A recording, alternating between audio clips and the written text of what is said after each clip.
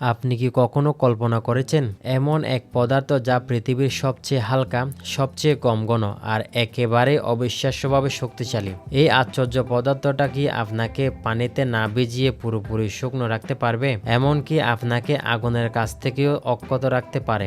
জানুন এর আশ্চর্য গুণ এবং কিভাবে এটি মহাকাশ থেকে শুরু করে চিকিৎসাশাস্ত্র, প্রত্নতত্ত্বের মতো গুরুত্বপূর্ণ ক্ষেত্রে ব্যবহার হয়। এই বিস্ময়কর পদার্থটির মধ্যে লুকিয়ে আছে এক রহস্যময় শক্তি যা শুধু কল্পনা নয়, বাস্তবতা।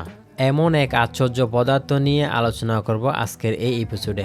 তো চলুন শুরু করা যাক। হাতে ধরে থাকা এই টুকরোটি বিশ্বের সবচেয়ে হালকা এবং কম ঘনত্বের কঠিন পদার্থ।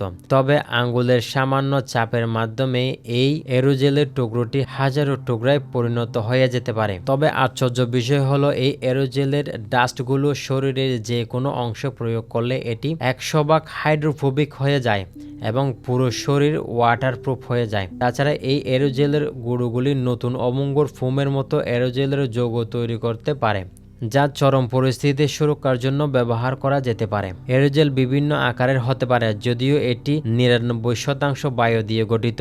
আপনি কি অনুমান করতে পারেন এটি কি ধরনের শব্দ করবে? যেন মনে হয় কোনো একটা খালি ক্যাপ উপর থেকে ফেলা হচ্ছে। এজন্য একটি ধাতব পদার্থের মতো আওয়াজ করে।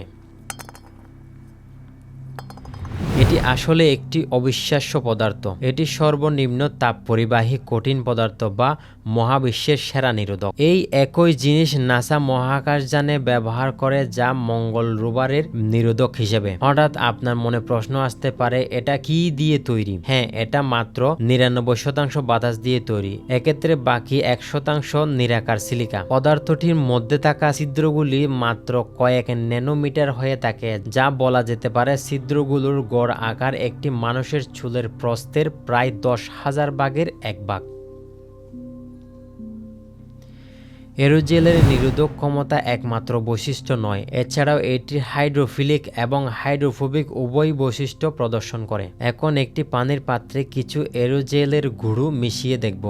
লক্ষ্য করবেন এই এরোজেলের গুঁড়োগুলি পানিতে মিশবে না বা পানিতে ডুববে না। এটি পানির উপর ভাসবে এবং একটি স্তর তৈরি হয়েছে এবং সেই এরোজেল মেশানো পানিতে একটি ম্যাচের কাঠি ডোবানোর পরেও সেটা পানিতে ভিজেনি এবং সেটা জ্বলে উঠল। এখানে একটি এরোজেল মিশ্রিত ফোমের সাহায্যে একটি পরীক্ষা করা হয়েছিল।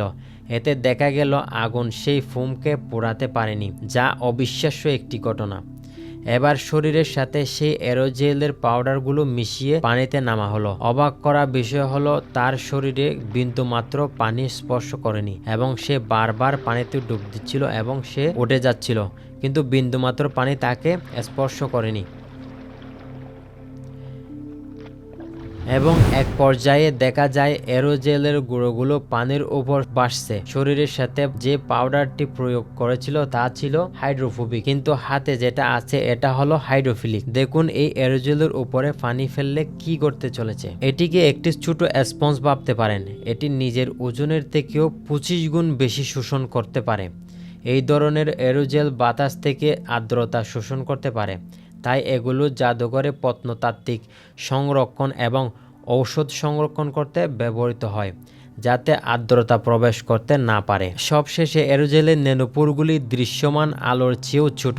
দৃশ্যমান আলো 380 ন্যানোমিটার থেকে 750 মিটার পর্যন্ত থাকে। এখানে এরোজেলের ছিদ্র 20 থেকে 40 ন্যানোমিটার পর্যন্ত প্রশস্ত হয়ে থাকে। ছোট তরঙ্গ দৈর্ঘ্যের কণা নীল বেগুনি ইউভি আলো এরোজেলে আঘাত করলে ছড়িয়ে যায়। আর এরোজেল নীল দেখানোর কারণ এটি কিভাবে আকাশ নীল দেখায়, এটাকে রিলিজ স্ক্যাটারিং বলে। যখন একটি এরোজেলের টুকরোকে অতি বেগুনি রশ্মির সংস্পর্শে দেয়, যা সবচেয়ে কম তরঙ্গ দৈর্ঘ্য থাকে, এটি আলোকে আরো ভালোভাবে ছড়িয়ে দেয়, যার ফলে এরোজেলটি অস্বচ্ছ দেখায়। কিন্তু যখন ইনফ্রারেড আলোতে সুইচ করে, যা বড় তরঙ্গ দৈর্ঘ্যের একটি এরোজেলের মধ্য দিয়ে পাস করে, এটিকে সম্পূর্ণ স্বচ্ছ করে তোলে। এরকম ডকুমেন্টারি ভিডিও দেখতে আমাদের চ্যানেলটি সাবস্ক্রাইব করুন। ধন্যবাদ।